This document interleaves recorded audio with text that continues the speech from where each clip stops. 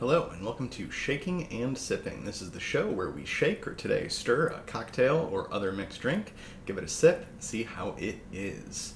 We're continuing to work through the IBA's list of official cocktails to see how those are and how they stack up. We're in the unforgettable section, and this week's unforgettable is the unforgettable of them all, the old-fashioned cocktail. Now, this drink is interesting historically because it has both a sort of clear history and a very muddled one. So what is an old-fashioned cocktail? Well, an old-fashioned cocktail can't exist until after it existed, if that makes sense, because it wasn't old-fashioned when it was just fashioned.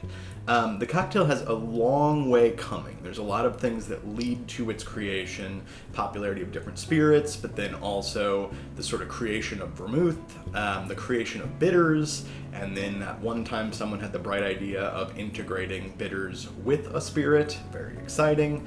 And so this goes on for a very long time. Now, it's been at least a few weeks since I've mentioned it, so of course we need to mention David Wondrich's Imbibe, which is, the book that I cite more than anything else. He has a great chapter in here going through sort of all the proto-cocktail-like things that are happening for over 100 years leading up to people actually writing about something called a cocktail in any detail. I'm not going to go through that entire story. One, it's really long, and two, you should buy and read this.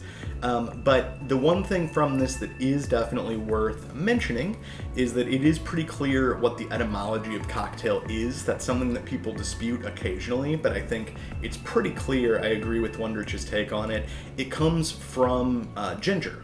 So the earliest cocktails were based on some sort of like a ginger beer, and they are meant to cock your tail up, meaning get you up in the morning, get you going. And cocktail and ginger are already associated words from the long-standing practice of figging or feeging, where when you try to sell a old horse at market, you'd shove some ginger up the bottom side, and that would make its tail a bit more proud, and therefore you sell your horse. And so those words have that connection together, and so for this ginger drink that gets you going, it's a cocktail. That's where we get the name. Anyway, over time, the cocktail bounces around. It, by the 1820s, has spread from New York, which is where it first becomes popular, though again, these elements have been floating around sort of the world for quite a while at this point. And in the 1820s, like I say, this has now spread throughout America pretty well. That's where it becomes popular first, is America. And in 1833, we get our first write-up of a cocktail with a very clear recipe. So I'm going to give you that real quick here. This is from J.E. Alexander in 1833. For the receipt book, let the following be copied. Cocktail is composed of water, with the addition of rum, gin, or brandy, as one chooses, a third of the spirit to 2/3 of the water, add bitters, and enrich with sugar and nutmeg. So that, as we'll see in a moment, is pretty dang close to an old-fashioned recipe today. The two things that might have jumped out to you is the quantity of water, which a modern old-fashioned would not have in nearly that quantity. That is largely because of the proof of the spirits we're talking about here. The spirits at the time would have been over 100 proof for what you're using in a cocktail, so the water's meant to bring that down to something more, in the 80 proof realm. It's not meant to create a watery cocktail. The other thing you may have noticed is whiskey isn't mentioned, and that's correct. Whiskey, while it certainly existed, was not a common thing to put in a cocktail until quite a bit later. At the time, gin, specifically Ginevra or Holland's gin, would have been very common, and brandy would have been very common. With rum, a little bit, but that's seen as a little bit lower class depending on where you are, especially in the Northeast. So this would be predominantly gin or brandy drink, even though today we probably think of it more as a whiskey drink. Now, where's the old-fashioned part come in? Well, soon after the popularity of this cocktail began going around, and it makes it into the first edition of Jerry Thomas's book around the middle of the century, and shows up other places as well, people start experimenting with it a little bit. And so you see a lot of things called improved cocktails or fancy cocktails, and these will add curacao or maraschino or absinthe or some mixture of those things. to create these fancy, improved whatever. And eventually the cocktail starts to merge together with the other drinks that are around, right? Juleps are already around, but then mid-century, as punches go out, as we've discussed before, Collinses come in, fizzes come in, sours come in, and then that starts to get mixed up. What's a cocktail? What's a sour? What's a fizz? A dispute we still largely have today, right? Where cocktail means mixed drink. And so as all that's happening, some folks, getting toward the end of the 19th century, you see this in the 1880s already, saying, I miss old-fashioned cocktails, meaning something like what Alexander described in Imbibe: spirits, sugar, water, bitters. And so that's the old-fashioned cocktail to which they are referring, and that's basically what we need to make here. So we're going to do 3 variants of it today. 1, we're going to follow the IBA spec. 2, we're going to just make a few slight tweaks. And then 3, we're going to make something that I don't think nearly enough people make. All right, let's begin. All right, for the IBA spec, we're also going to make it in the IBA method, the traditional method, which I don't like. But we're going to go ahead and do it. So for that, we start with our sweetener, which is going to be a sugar cube. This process, if you've seen me deal with sugar before, annoys me, like most things involving sugar. Then we're going to add to that some aromatic bitters. This is really to taste, but you want a decent amount in there. At least 2 good dashes, probably no more than 5 dashes. Then you want to add just a little bit of water. You're looking for just enough water that you're going to be able to mostly dissolve that sugar cube. And then we're going to break out a muddler for the first time on this channel. And we're going to go ahead and smash that cube down and see to what extent we can dissolve the sugar.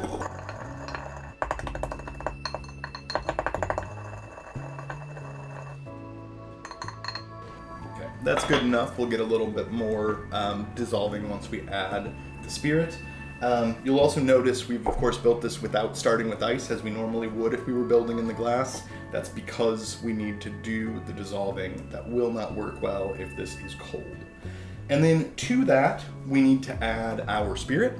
Now, as we said, gin and brandy would have been common in the day, but whiskey is definitely what's common today. I chose Basil Hayden here because A, it has a fairly old recipe. It's supposedly based on the same mash bill as, goes back to like 1790 something, which is the same mash bill as Old Granddad uses. It's just a different aging process. That's not really true. They really relaunched this in 1992 and Booker No created it. It's a similar mash bill. I don't believe it's the same. Doesn't matter. Anyway, it's a great whiskey. It's not quite as good as it used to be when it was distilled for 8 years. Now it's distilled for, they don't say, but 5-ish years. It's a little bit hot now, but it's a good whiskey, high rye. I like it. And we want 45 milliliters or 1.5 ounces.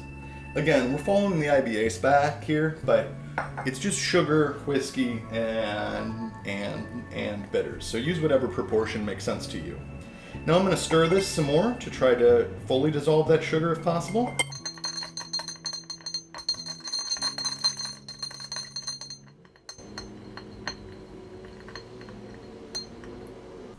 All right, we're going to add our ice. Now, as you heard from the early recipe, there was no garnish. IBA wants garnishes, and a lot of bartenders nowadays put in way too much garnish and even muddle the garnish. I don't like that approach at all. IBA calls for either a lemon slice or, either an orange slice or orange peel. I'm out of oranges, but I really don't, it really doesn't matter. Lemon will work perfectly fine here. And I'm not going for the slice method. Like I said, I really think that just overcomplicates this drink. I will express the lemon peel here, throw that in, and then IBA unfortunately also wants a cherry in this.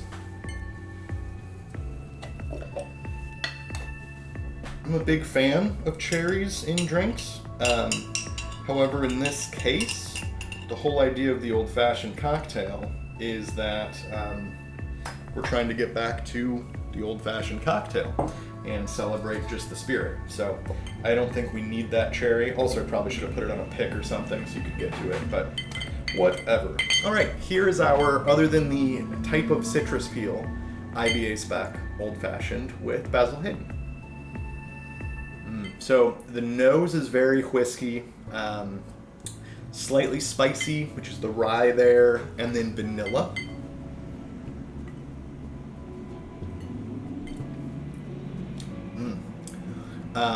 So all this is doing, obviously, is just affecting the whiskey a bit, right? So it's still essentially sipping whiskey, but we have added chill, a little bit of added dilution, a little bit of sweetness, and a little bit of bitters.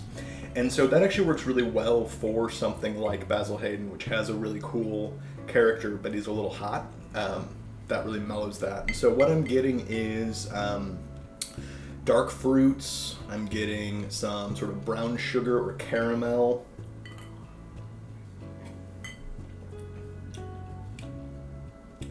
Yeah, fruit-wise, I'm getting almost like a dried cherry with brown sugar, caramel, little bit of barrel, little bit of vanilla. It's weird that there's more vanilla on the nose than on the palate. Yeah, so that is just a lovely drink. All right, on to drink two. We're gonna start with some ice. And then here we're gonna change a couple of things. So first of all, we're gonna switch to using a sugar syrup as opposed to that process with the sugar, hence why I'm starting cold. For this, I'm gonna use Demerara. I usually use my 2-to-1 white, but I quite like 2-to-1 Demerara in certain circumstances, and this is one of them. I'm gonna put about a bar spoon of that. Maybe slightly scant of a bar spoon. I don't need much, I just want a little bit. We can always add more to taste later if we'd like. And then we need our bitters, and I'm gonna again stick with Angostura. I think those work nicely in this drink. Put a nice healthy bit. And then, as we said, this is really a drink that just helps your whiskey or other base spirit along a little bit. So it's a fun one to try things out in, and it's a fun one to be surprised by things by. And so I'd like to introduce you to JTS Brown, a spirit that does not get talked about enough. I believe this is the cheapest bonded spirit that exists. It's like $13 or $14 for a fifth. Yet it is a properly bonded product, which means it's bottled at 100 proof, it's aged at least 4 years, and it's a cool, long history. It's made by Heaven Hill, but its namesake, Brown, is the brother of an original investor in Brown-Forman, which is one of the biggest liquor companies in the world. I think they're number 3, and so they're actually a competitor to Heaven Hill, but Heaven Hill owns the original JTS Brown, which is fun. So, of this, we want, again, about 45 milliliters, 1.5 ounces.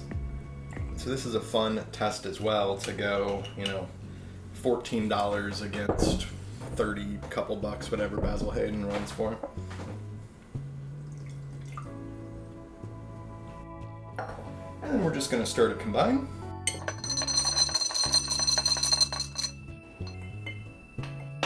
And we don't need no stinking garnish. All right, this is a very simple old-fashioned with JTS Brown and Demerara simple. So a little bit more pepper on the nose, spice in general, maybe allspice.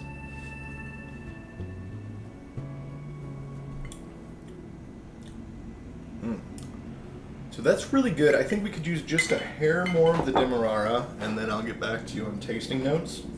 If something seems slightly muddled in taste, it may seem strange, but adding a little bit more sweetness to it, actually, obviously too much sweetness can totally mask something or change it, but adding a little bit,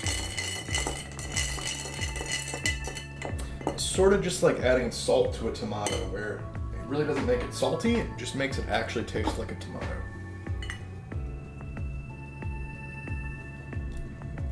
Yeah, that opens up a lot more. So now I'm actually getting more sweetness, but in a really integrative way. So it's really dark brown sugar, almost molassesy, in this spice note. This sort of, there's some allspice, there's some pepper, sort of fun, spicy, sweet.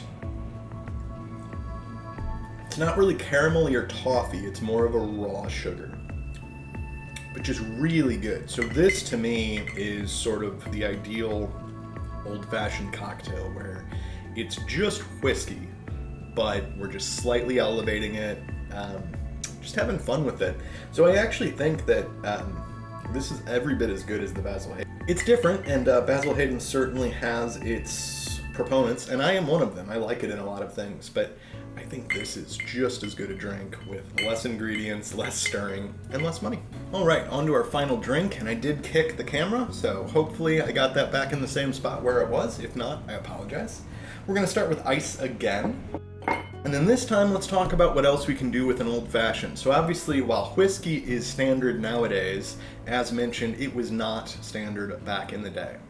But an old-fashioned can be done with anything. Any base spirit you have, or any strong, even if it's not really a base spirit, if you had Chinar 70 or something, any strong spirit can be old-fashioned, and it's just a great way to experience that spirit. So why not go with something that they weren't even really familiar with back in the old-fashioned days, and let's go mezcal. All right, so starting off, we're gonna go for some bitters. I'm gonna use Bitterman's hopped grapefruit bitters. I quite like these. I'm gonna put, I don't know, 2.5 of those little squeezes in there. There we go. And we're gonna put in some 2-to-1 white simple. I don't need that additional raw sugar vibe in here. We should already get some nice, interesting agave notes out of the mezcal. Put just a hair more than a bar spoon.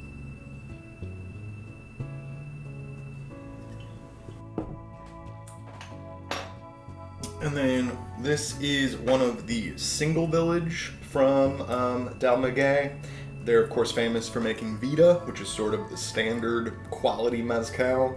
This is the Chichicapa. I'm not great with Spanish, but so that is one of their fun single origin mezcals.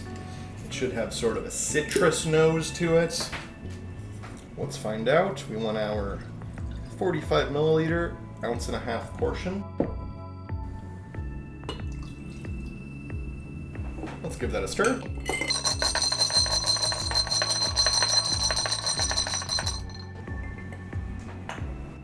And then, not even necessarily needed, but just more so to add some color to this glass, I'm going to put in just a bit of grapefruit peel, go with the bitters we used, and add a slight bit of color.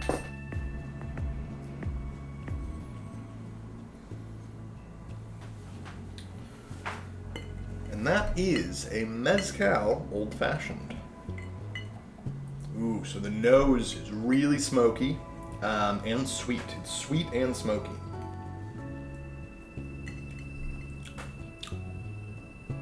Ooh.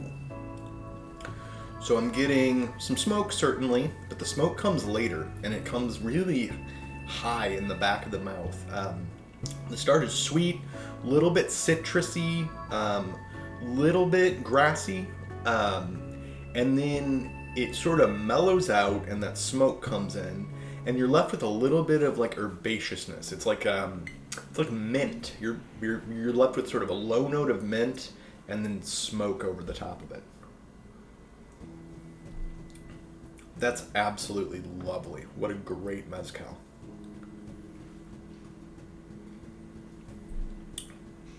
Yeah, now you could certainly have sipped that mezcal neat or on the rocks or however you like it. It doesn't need sugar and bitters to be drinkable, but it doesn't hurt.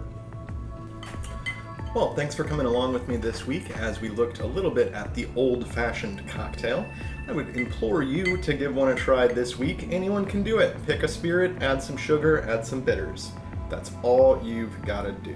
If you want to add a bunch of other stuff, if you want a fruit salad of cherries and lemon slices and orange slices and whatever, then you can go ahead and do that too. But I would invite you to use this just as a great way to explore whatever spirits are knocking around on your shelf. If you enjoyed this video, or at least got through it without having to reach for a drink just to make it through yourself, I'd really appreciate a like, subscribe, share, comment, click on all the other videos I've made, watch the playlist on a loop, etc. You can go to the blog at shakingandsipping.com. That's where we'll have a write-up on this and each of our other drinks, as well as most weeks, including this one, we have a write-up the day after the video posts of what happens when we go to a local Seattle cocktail bar and order the drink, see if they have any thoughts about it, variants on it, if it's a common drink, etc. You can follow me on Twitter at shaking_sipping for Twitter-type updates. And other than that, just come back next week and watch as we continue working our way down the IBA cocktail list. Until then, happy sipping. Cheers.